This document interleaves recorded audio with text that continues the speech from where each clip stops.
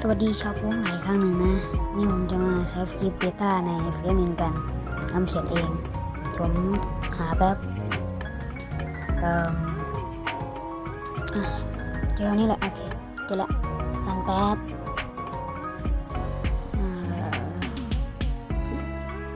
โอเคหน้าตาเป็นอย่างนี้แล้วก็มีสีเขียวกับสีแดงนะสีเขียวคือ EQ แสดงคลิกนะใส่ชื่อเอียบเลยบินโอเคขอโทษต้องมาเซตติ้งแล้วก็ปรับเป็นการใช้นะเป็นกันนะแล้วก็ใช้ได้เลยอีกทีเลยนี่เวลานี้บินเล่นเลย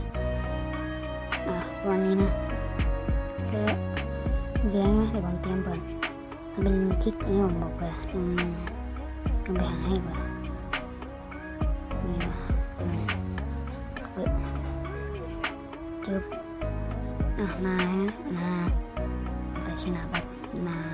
คลิกเลยกูสีแดงคลิกเตะนี่เข้าหายไปแล้วจะบอกก่อนเลยมันคือการเตะบอลนะครับ